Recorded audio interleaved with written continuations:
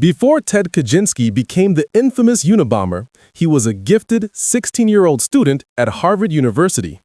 Kaczynski may have been precocious in his intellect, but he was also impressionably young.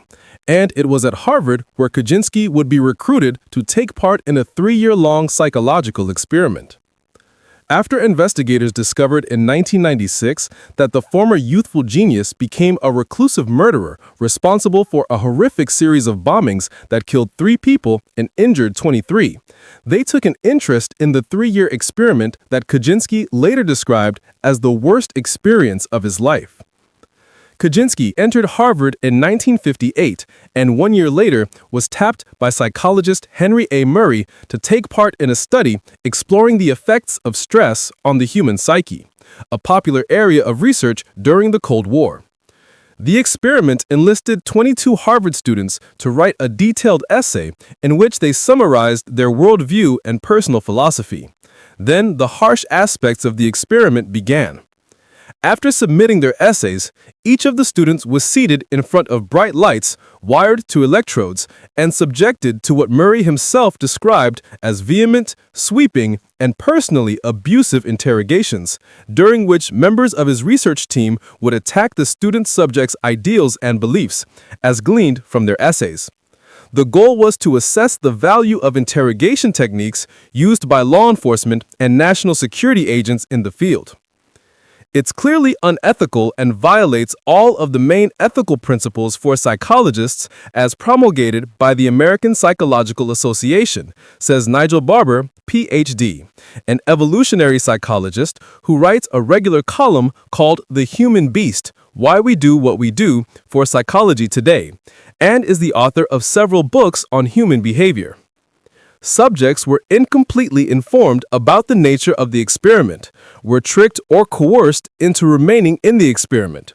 Given that the procedures were designed to break enemy agents and render them so damaged that they would be operationally useless, it is reasonable to expect that they would have the same consequences for vulnerable young people who did not have specialized training to resist interrogation.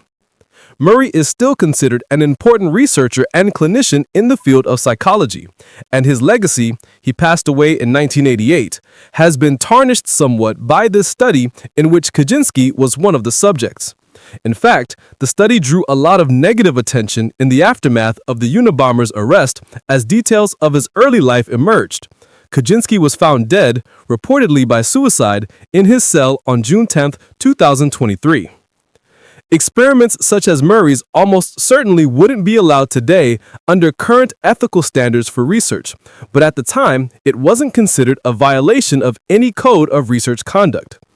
According to Barber, researchers at the time of Murray's experiment were governed by the Nuremberg Code of Research Ethics established at the Nuremberg trials shortly after the end of World War II, which, though not legally binding, still serves as the basis for ethical standards in research today.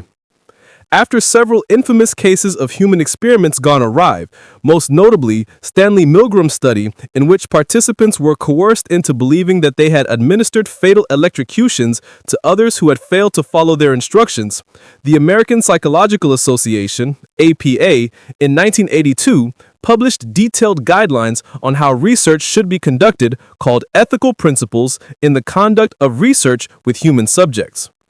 Today, all university research, including experiments on humans, must pass scrutiny of an institutional review board or ethical review panel, Barber explains. These committees pore over procedural details and may reverse an approval if ethical problems surface in the course of the research. Although it's now the widely held view that experiments like Murray's are unethical and may cause harm to those who participate in them, there's no direct correlation between Kaczynski's involvement in the study and his actions later in life as the Unabomber.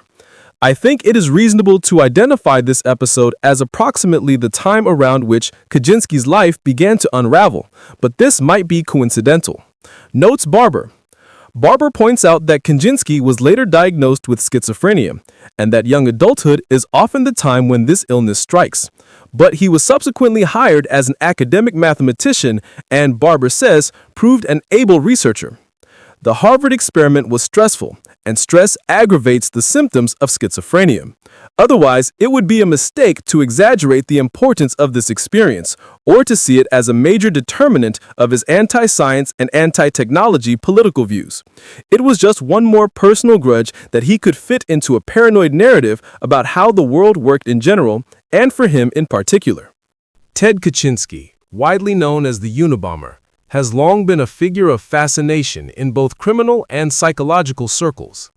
While his violent acts, mail bombings that killed 3 people and injured 23 others, dominate public awareness, understanding the mental problems underlying his behavior is key to comprehending how a brilliant mathematician turned into a reclusive domestic terrorist.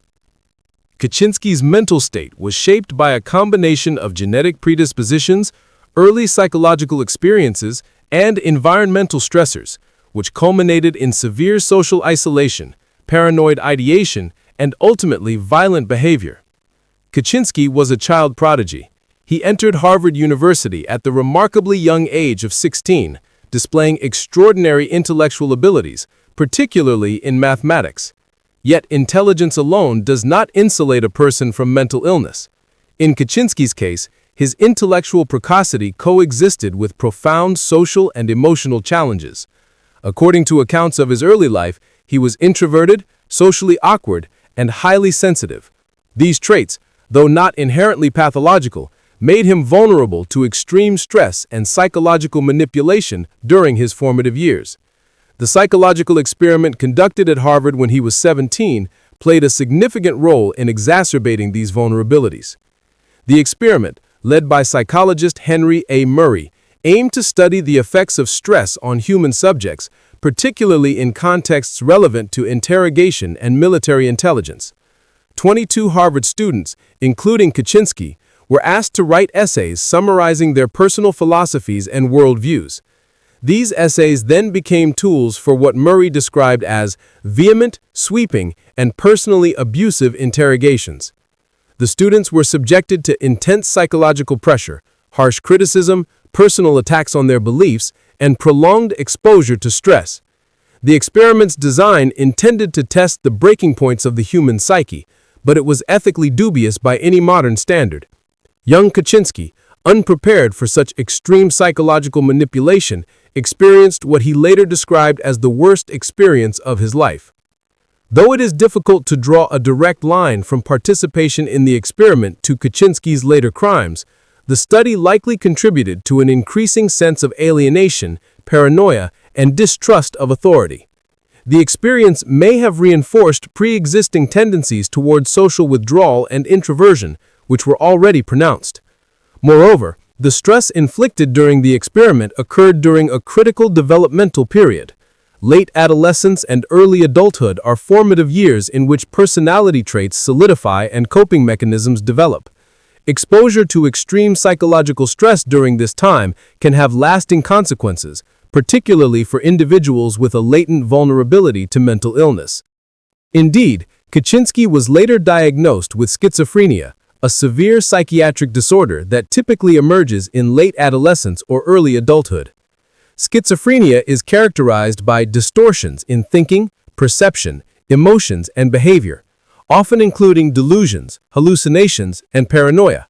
While Kaczynski's exact diagnosis and clinical history have been subject to debate, there is general consensus among experts that he exhibited paranoid tendencies and a rigid, obsessive mode of thinking consistent with schizophrenic or schizotypal features. These tendencies manifested in extreme distrust of modern society and technological systems, forming the basis for his anti-technology ideology and justifying, in his mind, acts of violent intervention. Kaczynski's mental state was also influenced by his social environment and personality traits. He was intensely private and preferred solitude, which over time became a conscious lifestyle choice.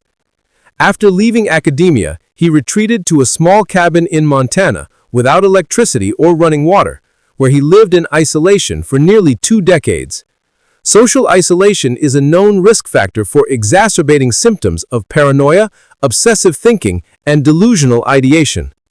Living alone in a secluded environment allowed his paranoid beliefs to fester unchecked, and it reinforced a worldview in which he perceived society as corrupt, oppressive, and worthy of radical opposition. Moreover, Kaczynski exhibited signs of extreme perfectionism and obsessive thought patterns. His writings reveal a highly structured cognitive style, in which he meticulously planned his attacks, carefully constructed his bomb components, and repeatedly analyzed societal structures to justify his actions. This obsessive thinking, combined with his paranoid ideation, created a feedback loop. The more isolated he became, the more entrenched his beliefs grew, and the more justification he found for violent measures against those he deemed responsible for technological oppression. In psychiatric terms, this combination of social withdrawal, obsessive thinking, and paranoia is consistent with a severe personality and psychotic disorder. It is important to note that participation in Murray's Harvard experiment likely amplified these tendencies rather than directly causing them. Experiments involving extreme stress, humiliation, or psychological manipulation are known to have lasting effects on vulnerable individuals. For Kaczynski, the experiment may have sown seeds of resentment, distrust, and hypersensitivity to perceived attacks on his beliefs. While he was intellectually capable of analyzing these experiences, his immature emotional coping mechanisms and emerging mental illness made it difficult to process or integrate these stressful events constructively. Consequently, what might have been a formative learning experience for a psychologically resilient young adult became a source of deep psychological scarring. Kaczynski's mental illness also included features of paranoid delusions and grandiosity. His writings indicate a belief that society and its technological infrastructure were inherently corrupt and destructive. He saw himself as a moral agent tasked with dismantling the system. These delusional beliefs, common in psychotic disorders, allowed him to rationalize his violent acts as morally justified interventions rather than criminal behavior. This delusional framework, combined with social isolation and obsessive thought patterns, created an environment in which extreme actions seemed both necessary and inevitable to Kaczynski. It is critical to distinguish Kaczynski's mental problems from his intellectual abilities. Many people with high intelligence exhibit social or emotional difficulties without engaging in violence. In Kaczynski's case, the combination of intellectual precocity, early exposure to psychological stress, and emerging psychotic illness created a rare and dangerous convergence of risk factors. While his crimes cannot be attributed solely to mental illness, understanding his psychological profile provides insight into how a gifted individual could develop such extreme antisocial behavior. Mental illness, particularly schizophrenia and related disorders, can distort perception and judgment, making otherwise rational individuals susceptible to radical ideologies or violent action. Finally, it is worth acknowledging that Kaczynski's story illustrates broader questions about ethical responsibility in psychological research. The Harvard experiment conducted by Murray, though not illegal at the time, imposed severe stress on participants and may have exacerbated pre-existing psychological vulnerabilities. The experiment's impact on Kaczynski highlights the potential long-term consequences of unethical experimentation, particularly on young, impressionable individuals. While the experiment did not create his violent tendencies, it likely contributed to his sense of alienation, distrust, and psychological fragility, factors that played a role in shaping the Unabomber's path. In summary, Ted Kaczynski's mental problems were multifaceted. He exhibited characteristics consistent with paranoid schizophrenia, including delusions, obsessive thought patterns, and social withdrawal. His early participation in the psychologically abusive Harvard experiment amplified existing vulnerabilities, contributing to a sense of alienation and distrust. Combined with intense isolation, obsessive planning, and ideological rigidity, these mental problems created the foundation for his transformation from a brilliant mathematician to a reclusive, violent domestic terrorist. While mental illness alone cannot explain his actions, it provides crucial insight into the psychological processes that underpinned one of the most infamous true crime cases of the 20th century.